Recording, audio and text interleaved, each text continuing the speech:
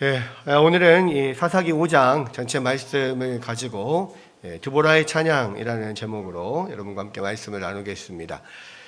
자, 지난주에는 이 사사 드보라의 명령을 받은 이 바락이 하나님의 놀라우신 역사심을 통해서 이 납달리와 스불론 자손 1만 명을 가지고 시스라의 철병거 900대와 그의 군대를 쳐 부수고 또 이방 여인 야엘을 통해서 시스라를 죽임으로써 하소랑 야빈과 시스라의 20년 동안의 압제에서 벗어나게 된 이 사건을 함께 이제 살펴보았습니다.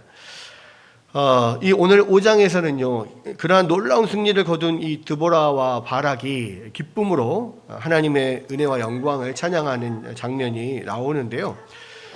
이 찬양시는 이 4장에서 좀 구체적으로 다루어졌지 않았던 부분들이 묘사되는 면들이 좀 있어서 이 전체적으로 좀 길긴 하지만 한번 좀 살펴보는 것이 좋겠다 생각이 듭니다. 그래서 이 시는 하나님을 찬양하는 시이기도 하지만요, 이 4장의 사건을 더 명확하게 또 구체적으로 묘사하는 면들이 여기 안에 들어있거든요. 그래서 4장과 5장을 같이 봐야 이게 지금 어떤 일들이 일어났는가, 어떻게 이들이 구원을 받았는가, 이것을 좀 더 확실하게 알 수가 있습니다. 그래서 오늘 5장을 좀 살펴보면서 또 거기에 나오는 것들 몇 가지를 좀 또 생각해보고 묵상하면서 함께 나눠보고자 하고요. 또 한 가지는 계속 말씀드리지만 이 성경은 모든 역사를 다 기록한 것도 아니고 이 성경 기자에 따라서 취사 선택을 해서 이것을 기록을 한 거란 말이에요. 그 이야기는 뭐냐? 성경 기자가 많은 내용, 많은 지면을 활용해서 쓰는 사건들은 중요한 거라는 거죠. 그러니까 사실은 이 드보라와 이 바락의 이 전쟁에서 승리한 이 이야기가 하나님께서 보시기에 중요한 면이 있다는 거예요. 그래서 사실 그냥 어떻게 생각하면 이 드보라와 바락이 전쟁에서 승리하고 그냥 하나님께 감사의 찬양을 드렸더라 하고 끝날 수도 있는 문제거든요.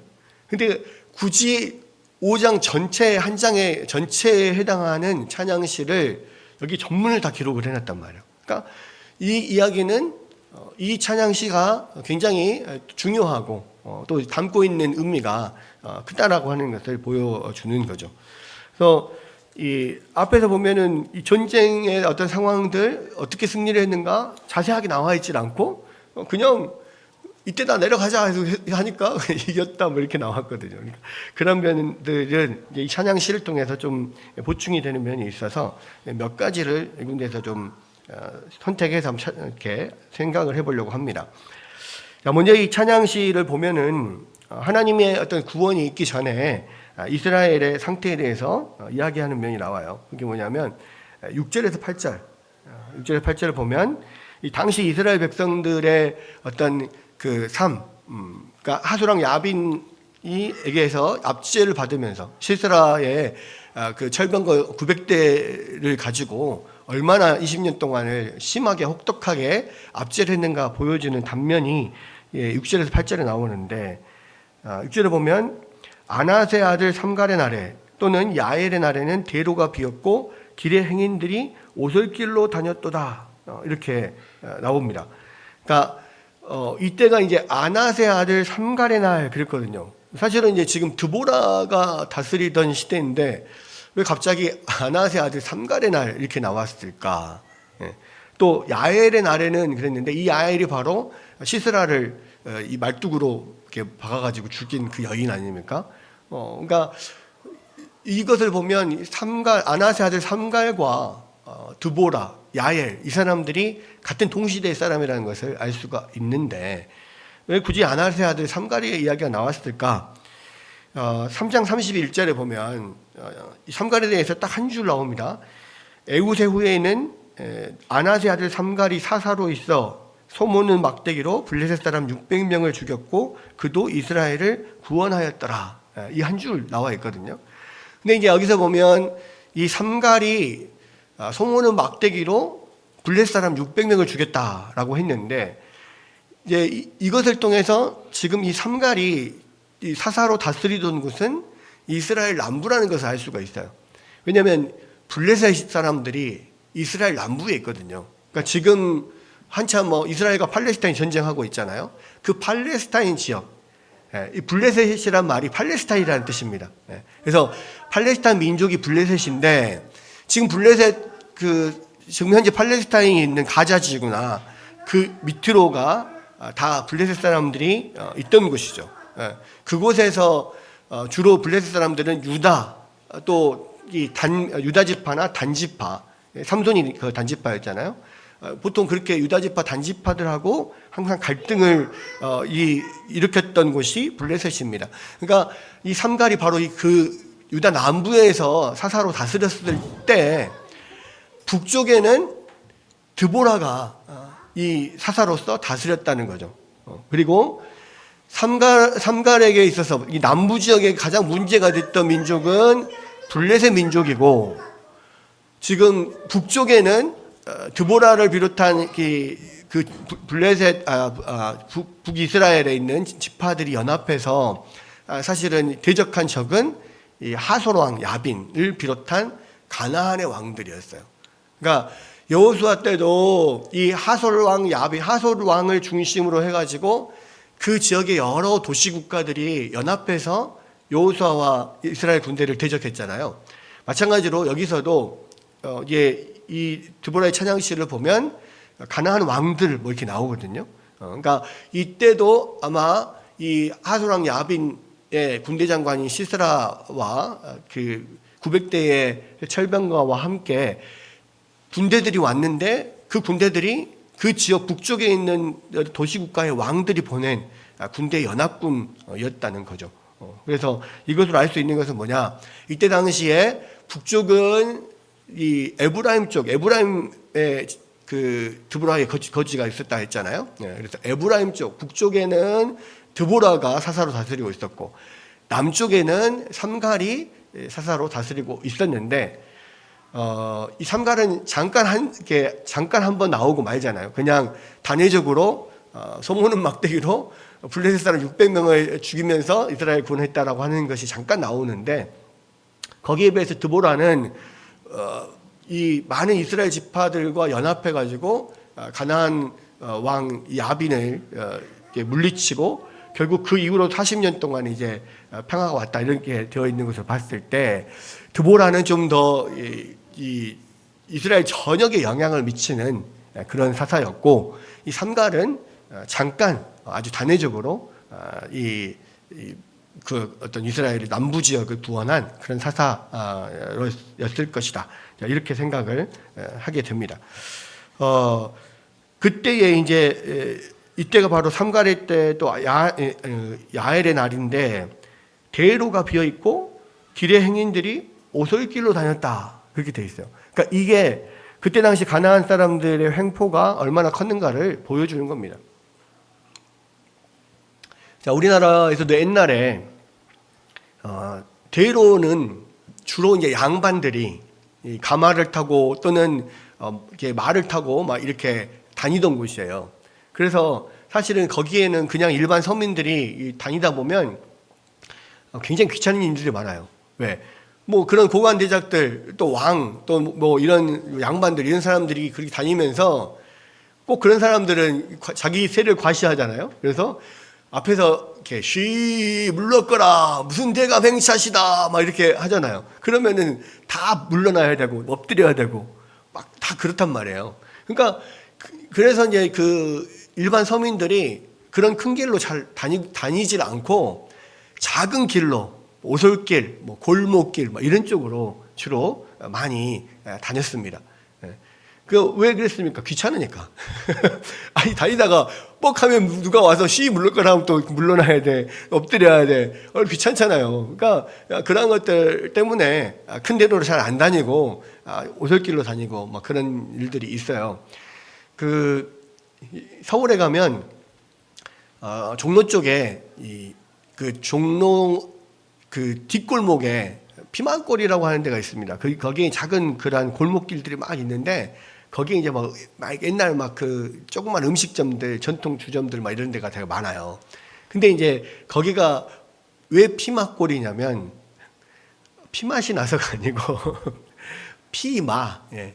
말을 피하여 다니던 길이라는 거예요. 그러니까 큰 도로에는 큰 도로에 말이 다니니까 그 말 다니는 곳에 이 평민들이 다니다 보면 귀찮거든요.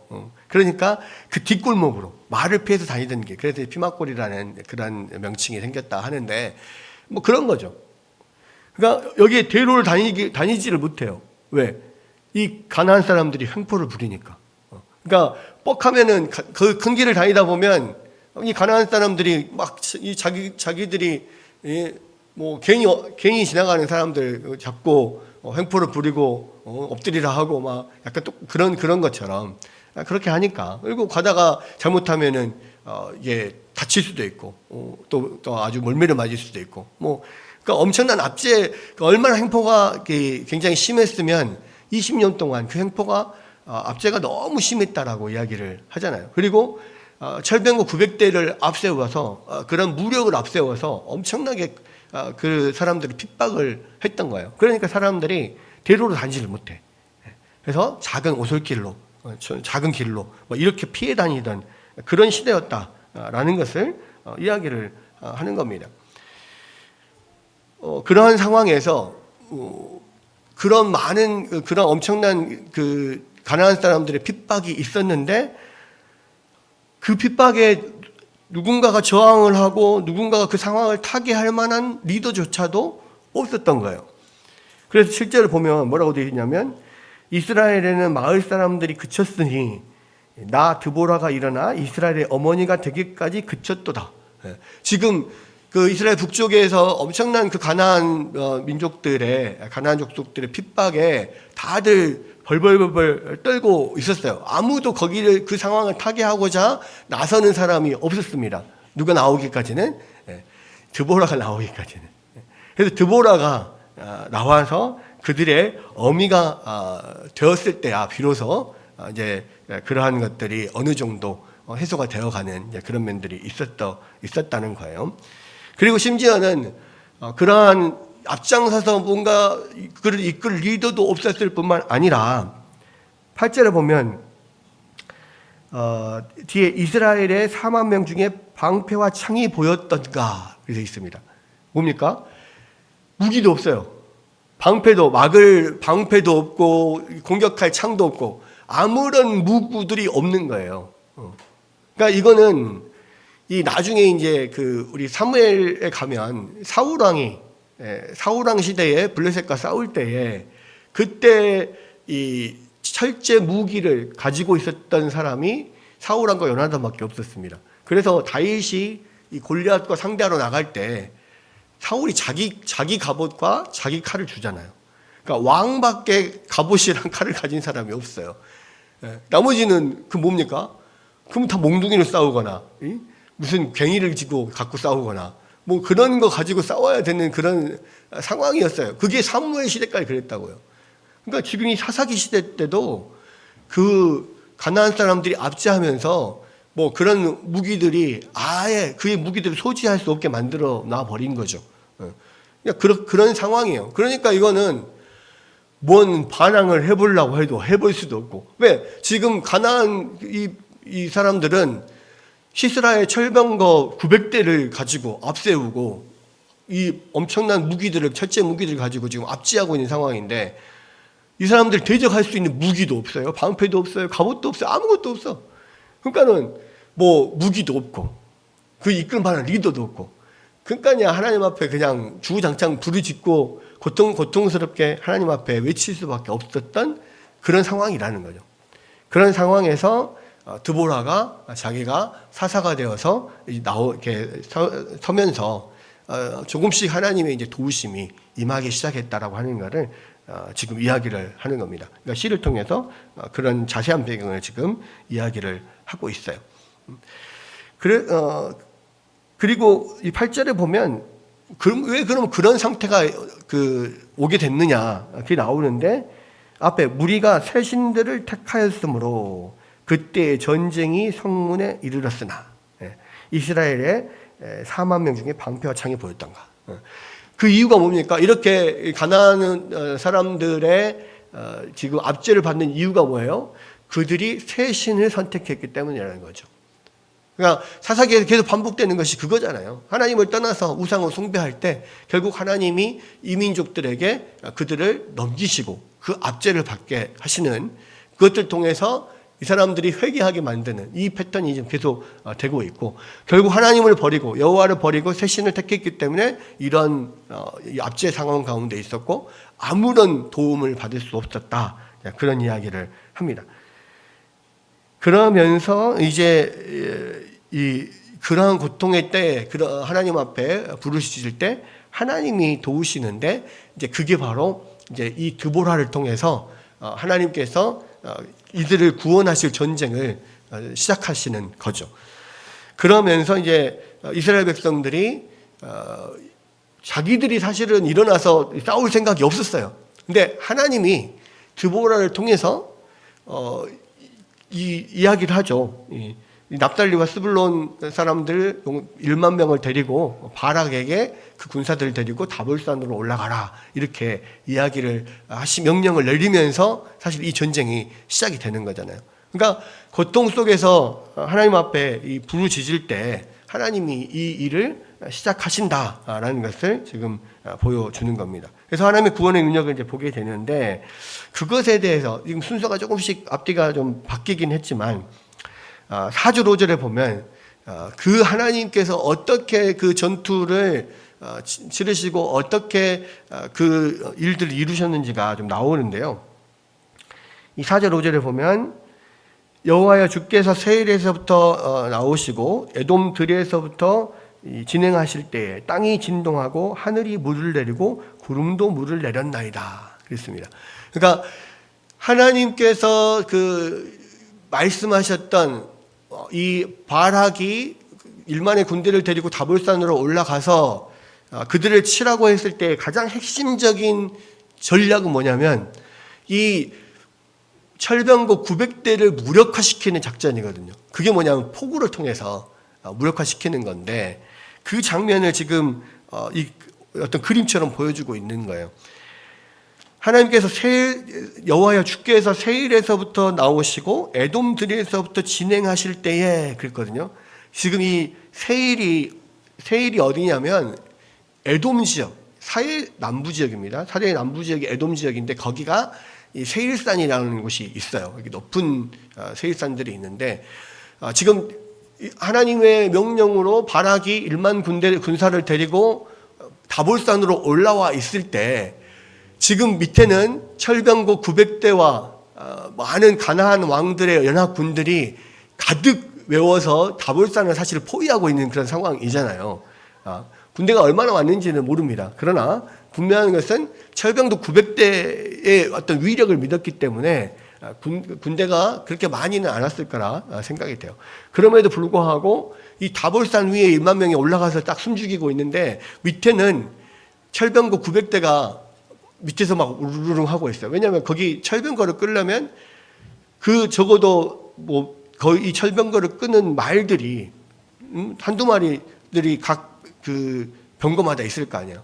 그러니까 그 병거들이 쫙 모여 있으면 1000마리, 2000마리 이상의 말들이 그 밑에서 팍팍 하고 있는 거예요. 그 소리가 그 바퀴도 계속 막 올라가고 막 이동하고 진치고 막 하면은 그 일어나는 먼지 소리, 막 먼지, 그리고 뭐 말들의 막 울음소리, 막 이런 것들이 이 다볼산 위에 지금 올라와 있는 사람들이 느끼기에는 완전 공포스럽게 느껴지는 거죠. 왜 이 다볼산 자체가 이스라엘 평야가 쫙 펼쳐져 있으면 다볼산이 갑자기 뿅 올라와 있거든요. 그러니까 다볼산 위에서 딱 보면 전부 다 평야인데 그 평야에 전부 다 이 철병거들이 가득하고 말들이 가득해. 막 그 소리가 막 나오고 있어요. 그러니까 위에서는 엄청 쪼는 거죠.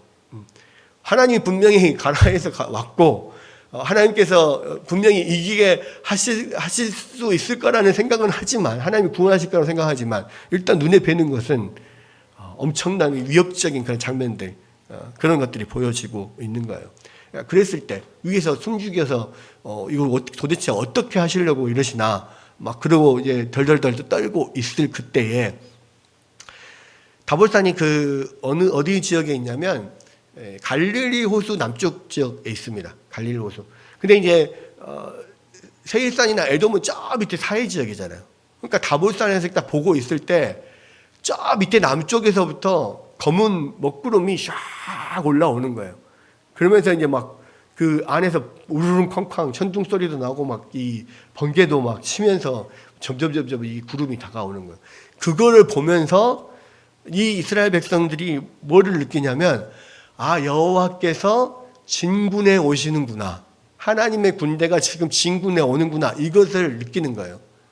마치 완전히 적군에 포위돼가지고 거의 죽게 됐을 때 이 엄청난 그런 지원군이 막 뭐 큰 나팔 소리와 함께 막 몰려오는 것처럼 그렇게 남쪽에서부터 이 천둥과 번개를 동반한 엄청난 그 폭우를 내리는 그런 비구름이 막 몰려오는 것을 하나님께서 나오신다, 진군하신다 이렇게 표현한 거예요. 그래서 여기 보면 뭐라고 되면 행진하다, 나온다는 것을 영어로 마치 이렇게 나왔어요. 마치 행진한다, 진군한다.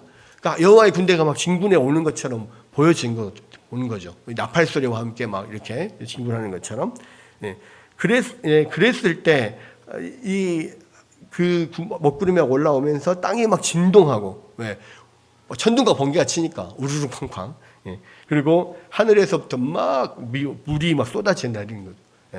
비가 쏟아져 내리는 그런 일들이 일어난다라는 거예요.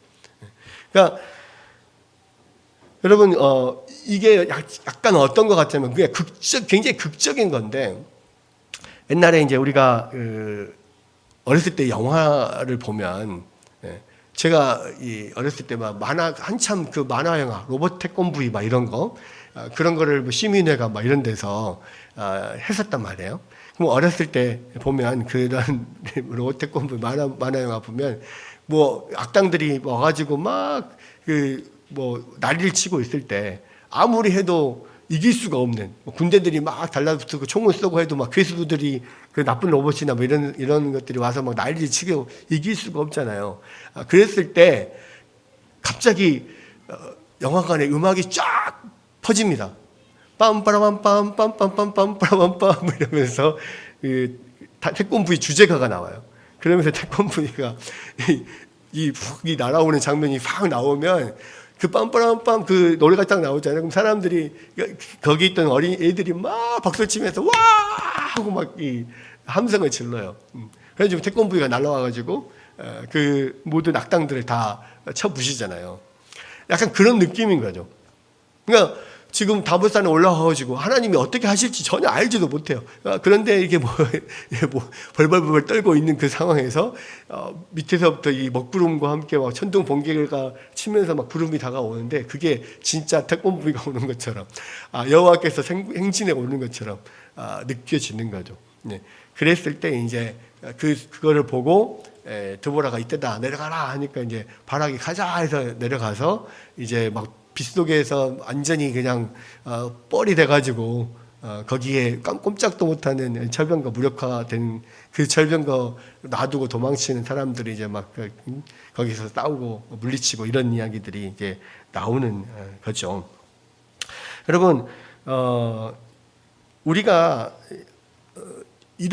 그런 경험들 정말 인생에 어떤 그런 벼랑 끝에 몰려 있을 때 모든 세상의 모든 것이 나를 둘러싸고 포위하고 나를 공격하는 것 같은 그런 상황에서 이 정말 하나님이 천둥 번개를 동반한 이 구름으로 진군에 오셔서 그 하나님의 든든한 손길로 우리를 구원하시는 그런 일들을 우리가 인생 가운데서 느껴볼 때가 있을 거란 말이에요.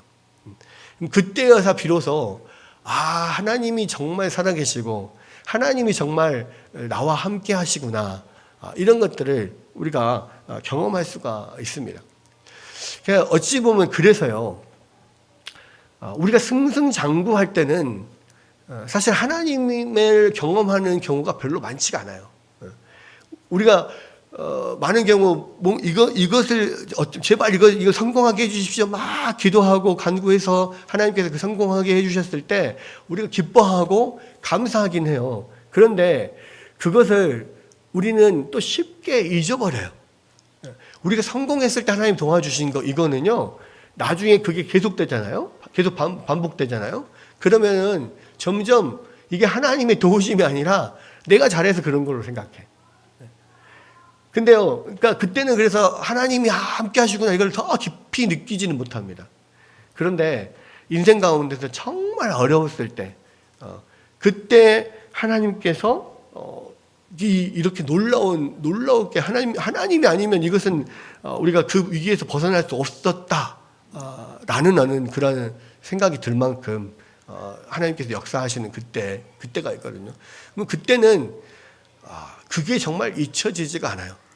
잊혀지지가 않고 하나님이 정말 나와 함께 하시구나. 하나님 정말 나를 도우셨구나. 이거를 깨닫게 됩니다. 그러니까 정말 죽었다가 살아났을 때. 예전에요. 뭐 많은 여러 가지 일들이 있지만 제가 이제 군대 가기 전에 제 학교 뒷산이 관악산이었습니다. 관악산. 근데 학교 뒷산에 한 번도 올라가 본 적이 없었어요. 학교 다닐 때는. 근데 이제 군대를 가기 전에 제가 이 관악산을 한번 올라가 봐야겠다는 생각을 한 거예요. 그것도 올라가려고 올라간 게 아니고 그때는 이제 군대를 5월 달에 갔으니까 1학기를 휴학을 하고 있었을 때요. 그냥 학교를 롤러를 갔어. 근데 우리 과 사무실에 갔는데 아는 애들이 거의 없어요. 다 수업 들어가고 빈 과 사무실에 혼자 앉아 있는데 심심하잖아요. 근데 그날 갑자기 내가 학교 다니면서 한 번도 관악산에 못 올라가 봤네 싶어가지고 관악산에 한번 올라갔습니다. 올라가자 걸어 내려왔어요. 근데 그때는 뭐 청바지 입고 티 하나 걸치고 뭐 약간 단화라 그러죠. 단화. 구두도 아니고 운동화도 아닌 그런 신발을 신고 이렇게 사실은 그러니까 전혀 등산을 할 수 있는 장비가 전혀 아닌 그런 차림이 아닌데 그냥 올라간 거예요. 근데 이제 한참 올라갔는데 한 중간쯤 올라갔는데 갈림길이 있어요. 양쪽 2개 갈림길이 있는데 어느 쪽으로 가야 될지 모르겠는 거야. 근데 이렇게 대충 봤을 때 왼쪽으로 가면 있을 것 같아. 왼쪽으로 갔어요. 갔는데 거기가 막다른 길이에요. 그리고 거기 위에 약간 약간 바위가 이렇게 안반이 이렇게 솟아 있어요. 그래가지고 보니까 저는 왼쪽으로 갔는데 원래 거기가 정상이야. 위에서 사람들 소리가 나요. 여기서 봤을 때 한 5m 정도 되는 것 같아. 근데 원래는 거길 가면 안 되고 오른쪽으로 해서 뒤로 이렇게 돌아서 가야 되는 그러한 길이 있었던 거예요. 그러니까 다시 오던 길을 돌아가가지고 아까 그 갈림길에서 오른쪽으로 다시 가서 이렇게 돌아와야지 이제 위로 올라가는 거예요. 밑에서 보니까 분명히 위에서 사람들 소리가 들리거든. 그리고 보니까 한 5m 정도 내가 대충 올라갈 수 있을 것 같더라고. 그 암석이지만 암반으로 돼 있는 봉우리지만 그래서 또 괜히 내가 군대도 가겠다. 나름대로 어떤 그런 이 치기에 한번 올라가 보자. 갈 수 있겠는데 싶어가지고 거기를 이제 그냥 그런 단화 신고 이렇게 올라갔어. 한참 올라갔는데 이제 한 1m만 올라가면 돼요. 근데 이제 막상 딱 위에 올라가 보니까 여러분 이게 암벽 타기 하시는 분들 보면 알잖아요. 뭐 올라가다가 나중에 위에 이게 경사가 그냥 90도도 아니고 이렇게 꺾인대. 약간 요렇게 올라가야 되는 데 있잖아요. 딱 그 마의 구간이 하나가 있는 거예요. 그 아무리 봐도 손잡이에 잡을 만한 데가 없어. 이런 상황에서 이제 오도 가도 못하고 꼼짝도 못하고 올라갈 수도 없고 내려갈 수도 없고 그렇다고 해서 이 3m가 올라왔는데 밑에는 이제 내려갈 발판도 보이지도 않고 그렇다고 해서 내가 무슨 줄을 메고 온 것도 아니고 꼼짝없이 죽는구나. 위에서는 사람들 소리가 막 나요. 막 자기들끼리 끽끽 웃고 막 난리 났어. 나는 밑에서 지금 죽을 것 같은데 소리쳐서 살려주라고 소리칠까? 어떻게 할까? 고민을 막 하다가 진짜 나 이러다가 정말 죽겠구나. 딱 그 생각이 나는데 그때 하나님 앞에 기도가 나오더라고. 하나님 제발 저 한 번만 살려주십시오. 제가 한 번만 살려주시면 내가 하나님 앞에 정말 충성하겠습니다. 이 맹세를 하면서 막 그 앞에서 덜덜덜 떨면서 어떻게 할까 하고 있는데 이렇게 보니까 마침 이게 그냥 손을 뻗으면 안 닿고 살짝 뛰면 잡을 만한 그 뭐가 하나 있더라고요. 근데 내가 잘못하면 이게 그냥 떨어지는 거잖아. 근데 이거를 그냥 손이 안 닿는다고 해서 그냥 거기 계속 있으면 어차피 힘이 빠져서 떨어질 것 같고 밑으로 못 내려가고 그러다가 이제 하나님 한 번만 살려주십시오. 기도를 팍세게 한 다음에 주여 기도한 다음에 손을 팍 채가지고 거기를 딱 잡았어요. 잡아가지고 이제 겨우겨우 끙끙끙하고 이제 딱 올라갔는데 이제 이만큼 이제 뭐 상체를 이제 올려서 이렇게 올라가니까 그 사람들이 막 모여서 이렇게 웃고 막 이야기하고 있던 사람들이 근데 거기서 왜 거기서 올라와? 이렇게 저한테 그러는 거예요. 근데 나는 밑에서는 죽을 뻔했는데 너희들은 지금 끽끽 웃고 난리치고 있었지. 그렇게 야속해 보이는데 내가 거기다 뭐라 말을 못 하겠고 뭐 그냥 올라왔습니다 하고 그냥 이렇게 털털 털고 올라갔어요. 근데요 정말 그때 정말 죽을 뻔했거든요. 그래서 그때 처음으로 하나님 나를 살려주셨구나 그 생각이 들면서 지금까지 많은 등산을 해봤지만 그때처럼 기억이 나는데 등산이 없어요. 아무런 준비도 하지 않고 그냥 올라가서 사람 죽을 뻔했는데 하나님 살려주시는 그런 때. 그러니까 그 절로 하나님을 찾게 되더라고요. 정말 그때만큼 하나님을 정말 제발 한 번만 살려주십시오. 인생에서 그렇게 하나님 앞에 마음속으로 매달렸던 적이 없었던 것 같아요. 그러면서 느끼는 거는 뭐냐면 우리가 그 인생에서 평안한 때 성공하고 승승장구하고 뭐 그렇게 잘 나가는 때는 하나님을 정말 깊이 느끼는 그런 면이 있다 할지라도 굉장히 적어요. 그런 하나님을 경험하는 그런 면들이 정말 그때만큼 그렇게 어려울 때만큼 그렇게 느껴지지 않는다는 것을 알 수가 있고 딱 그때 그러니까 지금도 그때가 그 생각이 나요. 그 앞에서 정말 내가 지금 생각하면 이불킥하는 내가 미쳤지. 왜 내가 거기로 올라갔을까? 왜 올라갔을까? 근데 하나님께서 그 살려주셔서 거기를 겨우겨우 살아났던 그 기억이 아직까지도 있어요. 그래서 하나님께서 정말 그런 인생의 어려운 가운데 있을 때 하나님이 도와주시고 함께 하시는구나. 정말 내가 할 수 없는 그것도 자칫 잘못하면 죽을 수 있는 그것도 하나님께서 날 살리셔서 인도하시는구나. 이런 것들을 느끼게 되는데 C.S. 루이스가 그런 이야기를 했어요. 하나님은 기쁨 속에서는 우리에게 속삭이시고 우리의 양심 속에서는 말씀을 하시고 고통 속에서는 소리를 치신다. 우리 기쁨 속에서는 하나님께서 속삭이는 것처럼 하나님이 들려요. 하나님이 느껴져요. 그런데 고통 속에서는 하나님이 소리치고 소리를 지르시는 것처럼 하나님이 느껴지신다. 그렇게 크게 느껴지신다라는 겁니다. 여러분 그런 면에서 지금 이 다볼산에 올라갔던 그 이스라엘 백성들, 이 군사들은요, 그 다볼산 위에서 정말 완전히 죽을 것 같은 그런 상황에서 하나님이 어떻게 그들을 도우시러 그렇게 천둥 번개를 동반하고 오시는지를 직접 경험을 하게 된 겁니다. 그것이 그들의 인생에서는요, 두고두고 회자할 만한 일인 거예요. 그리고 그 경험이 결국은 그들의 인생에서 또 다른 어려움들을 느꼈을 때요, 그 장면이 생각나요. 우르릉쾅쾅 번개와 천둥과 함께 하나님이 구름 속에서 나타나셔서 그 철병도 900개를 막 무력화시키고 그들을 이기게 만드셨던 그 장면이 두고두고 생각이 날 거란 말이에요.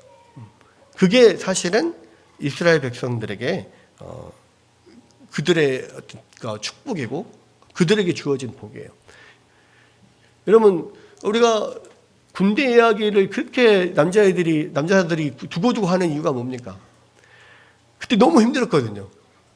근데 그 가운데서 이게 그 고통을 지나면서 어떻게 그런 일들이 있었는지 다시 두고두고 회상을 하면서 이야기를 해요. 그게 되게 재밌잖아요. 마찬가지. 그런 우리의 어려움 속에서 우리가 경험했던 그 하나님은요, 두고두고 잊히지 않아요. 그리고 또 다른 일들이 있을 때 그것이 하나의 돌파할 수 있는 힘을 주는 거라고요. 그래서 하나님은 우리에게 그런 어려움 속에 처하게 하고 모든 온 사방이 적에게 둘러싸여서 이제 죽었구나라는 고통, 그런 경험을 하게 하시는 거예요. 그리고 그곳에서 구원의 손길을 우리 가운데 보내어 주신 거라는 거예요.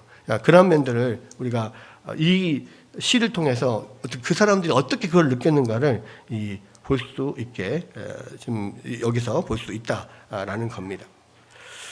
또 하나는요, 여기서 하나님께서 이렇게 백성들을 구원하실 때요, 혼자 하지 않고 우리의 동참을 요구합니다. 그러면서 하나님께서 사실은 우리를 구원하실 때 짠해서 혼자서 모든 것을 다 처리해버리시지 않고요, 이게 가능성이 없는 것 같은데도 불구하고 가라고 하는 거예요. 왜? 그러니까 하나님께서 그 게임도 안 되는, 정말 전쟁이 되지도 않는 그 철병거 900대를 대적하러 이 납달리와 스불론 사람들 1만 명을 보냈냐? 이거는 아무 게임도 안 되는 거거든요. 근데 보내요. 가라 그래. 전쟁을 하라 그래. 왜 하라고 합니까? 하나님께서 하시는 모든 일들에 그것을 동참하게 만드는 거예요. 그런데 문제는 뭐냐면, 이 하나님의 전쟁에 사실 스불론과 납달리 군사 1만 명만 동참했던 게 아니에요. 여기서 보면, 그러니까 4장에서는 그냥 그렇게 1만 명만 간 걸로 되어 있지만, 이 5장에 보면 여러 지파들이 하나님의 이 전쟁에 동참을 했어요. 그러니까 아마도 이 다볼산에 올라간 사람들은 스불론과 납달리 그 용사들 1만 명이었지만, 철병거가 무력화되고 그 가나안 군대가 막 도망칠 때 그 뒤를 쫓아서 공격했던 사람들은 이스라엘의 다른 지파들이 많이 동참을 했었던 것으로 보여요. 여기 보면 이 동참을 했던 이 지파들에 대해서 11절부터 쭉 이렇게 나오거든요. 여기서 보면 14절에 보면 에브라임에게서 나온 자들이 아말렉에 뿌리 박힌 자들이고, 베냐민은 백성들 중에서 너를 따르는 자들이요, 마길에게서는 명령한 자들이 왔고, 이 마길은 누구냐면 므낫세, 이 요단 서편에 있는 므낫세 반지파, 므낫세 지파입니다. 그리고 스불론에게서는 대장군의 지팡이를 잡은 들이 내려왔도다. 이스사갈의 방백들이 드보라와 함께하니 이스사갈과 같이 바락도 그 뒤를 따라 골짜기로 달려 내려갔다. 그러니까 여기 보면 여러 지파에서 함께 동참을 했다는 걸 알 수 있습니다. 그러니까 주로 에브라임, 므낫세, 또 베냐민, 스불론, 이사갈 뭐 이런 쪽이에요. 이런 쪽이고, 반면에 여기에 참여하지 않은 사람도 있었어요. 참여하지 않은 사람도 누구냐면, 여기 보니까 루벤 시내가에서 큰 결심이 있었도다. 내가 양의 우리 가운데 앉아서 목자의 피리 부는 소리를 들으면 어찌 됨이냐. 루벤 시내가에서 큰 결심이 있었도다. 뭐냐면 이 주로 요단 동편에 있는 지파들이 이 전쟁에 참여하지 않았어요. 분명히 이 드보라를 통해서 여기 전쟁에 참여하라 이런 소식을 들었음에도 불구하고 이 요단 동편에 있던 루벤 지파, 자기들끼리 뭐 회의를 해가지고 이거 안 되겠다. 우리는 양떼들도 많고 여기 돌봐야 되는데 요단 건너편까지 가기는 힘들겠다. 뭐 이렇게 해서 아예 안 간 겁니다. 또 17절, 길르앗은 요단강 저쪽에 거주하며 다는 배에 머무림이 어찌 됨이냐. 아스텔은 해변에 앉으며 자기 항만에 거주하더라. 그러니까 여기서 길르앗은 어디냐면 요단 동편에 있는 사해 바다 위쪽에서부터 이 갈릴리 호수 사이에 있는 곳인 거기가 길르앗인데 거기는 주로 이 갓지파와 나머지 므낫세 반지파 거기가 이 주로 이 뭐 길르앗에 사는 사람들이에요. 그러니까 루벤, 갓지파, 므낫세 반지파 이 요단 동편 쪽에 있던 지파들을 아무도 참여를 안 한 거예요. 그리고 여기 보면 아셀 단은 배에 머물렀어요. 그러니까 단 지파는 그때 배를 이용해서 뭔가 많은 돈을 벌고 있었던가 봐요. 그러니까 거기에 내가 바빠서 못 가겠습니다. 안 간 거예요. 그 다음에 아셀은 해변에 자기 항만에 거주하고 아셀은 해변에서 고기 잡고 하면서 일이 바빠서 안 갔다는 거예요. 지금 하나님의 이 전쟁은 사실은 이스라엘 전체를 구원하고자 하는 전쟁인데요. 자기들 일에 바빠가지고 안 간 거예요, 이 사람들이. 그러니까 여기에 대해서 그러면 다른 그 참여한 지파들은 그럼 할 일이 없어서 참여했냐? 아니에요. 밑에 보면 18절에 스불론은 죽음을 무릅쓰고 목숨을 아끼지 않은 백성이요. 납달리도 들의 높은 곳에서 그러하도다. 그러니까 스불론 납달리가 최전방에 가서 지금 다볼산에 가서 이 결사대로 지금 들어가 있는 거잖아요. 그 사람들은 목숨 걸고 지금 올라가서 벌벌벌 떨고 있었던 사람들이에요. 그럼에도 불구하고 하나님 명령이니까 간 거잖아요. 근데 이 요단 동쪽의 지파들 그리고 단지파, 아셀지파 이런 데는 아예 참여를 하지 않았던 겁니다. 그러니까 이거는 무슨 이야기냐면 결국은 이 하나님께서 우리 이 일에 동참하게 했을 때 순종하는 사람들이 있고 순종하지 않는 사람들이 있단 말이에요. 근데 순종하는 사람들은 분명히 뭐 순종했다고 해서 하나님께서 큰 상을 따로 주시거나 그러진 않아요. 또 이 순종하지 않는 사람들도 순종하지 않았기 때문에 너네들은 다 죽어 뭐 이렇게 하나님께서 이 천벌을 내리게 맞을 놈들 뭐 이러면서 그렇게 하지도 않아요. 그런데요, 하나님의 일을 동참하는 것과 동참하지 않은 것은 그 자체로서 큰 차이가 있다는 거예요. 아까 이야기를 했죠. 하나님께서 이 일에 하나님이 구원하시는 일에는 하나님께서 내가 다 해줄게 너희들 가만히 있어 이렇게 하지 않아요. 분명히 하나님이 하시는 일에 같이 동참해라. 하나님 백성을 동참해라. 동참하는 사람들은 그 안에서 하나님께서 어떻게 일하시는지를 보면서 엄청난 기쁨을 함께 누리고 엄청난 승리를 함께 맛보게 되는 겁니다. 그래서 그러나 반대로 거기에 동참하지 않는 사람들은 그 승리에 동참할 수 없고 그 기쁨에 동참할 수 없어요. 결국은 그 동참하지 않은 사람들은 뭡니까? 그냥 자기 할 일 하고 세상 사람들하고 똑같이 그냥 시집가고 장가가고 일하고 밭 사고 초 사고 예수님께서 말세에 일어날 일들에 대해서 이야기를 하잖아요. 결국은 말세에 하나님이 심판이 올 그날에 세상 사람들은 똑같이 그냥 시집가고 장가가고 서사고 밭 갈고 이러면서 거기에 빠져가지고 이 하나님 이 세상이 심판을 당하는지도 모를 것이다. 노아의 시대 때 그렇지 않았느냐 그 이야기를 하거든요. 그럼 결국은 뭡니까? 그 동참하지 않았던 사람은 그 세상 사람들하고 똑같이 그냥 이 배 팔고 장사하고 돈 벌고 뭐 그렇게 있는 거예요. 그러면서 하나님이 함께 하심을 전혀 느끼지 못하고 살아가는 거죠. 하나님의 백성이라고 하지만 하나님을 경험하지 못하고 살아가는 그렇게 그런 사람들이 되는 거예요. 반면에 하나님께서 이 하시는 일에 목숨을 걸고 동참하는 사람들은 그것 때문에 하나님께서 뭐 무슨 상을 내리시거나 그건 아니지만 그 일을 동참하면서 하나님이 나와 함께 하시거나 이거를 계속 경험하고 느끼는 거예요. 그러면 이 세상에서 살아가면서 하나님의 백성으로서의 느끼는 보람도 있고 기쁨도 있고 은혜도 있는 거예요. 그러면서 하나님과 그런 기쁜 교제를 나누고 하나님과 동행하는 그러한 삶을 살게 되는 거죠.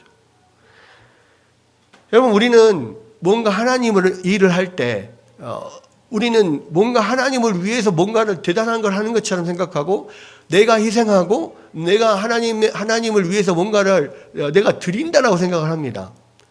근데 천만의 말씀이에요. 그래서 내가 하나님을 위해서 희생하고 내가 하나님께 드리는 게 아니에요.